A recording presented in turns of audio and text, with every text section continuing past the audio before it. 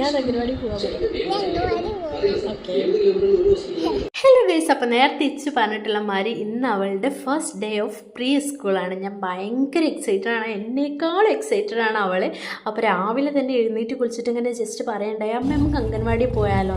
അപ്പോൾ സഡനായിട്ടുള്ള പ്ലാനാണ്, നമുക്ക് ജസ്റ്റ് ഒന്ന് കൊണ്ടുപോയൊക്കെ അവൾ ഇരിക്കോ ഇല്ലേ നോക്കാമെന്ന്.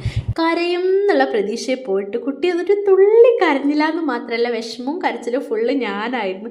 അവിടെ ചെന്ന പാടെ അവൾ ടീച്ചറെ അടുത്ത് നിന്നുകൊണ്ട് പറയാം, അന്ന് അമ്മ പോയിക്കോ, ഞാൻ ചോറൊക്കെ കഴിച്ചിട്ട് വരാം. അങ്ങനെ ഞങ്ങൾ വീട്ടിലോട്ട് പോകുന്നത്. രാവിലെ അവളെ കൊണ്ടാക്കിയിട്ട് നമ്മളിതാ വൈകിട്ട് 3:00 അവളെ കൂട്ടാൻ വിളിച്ചു വരാം.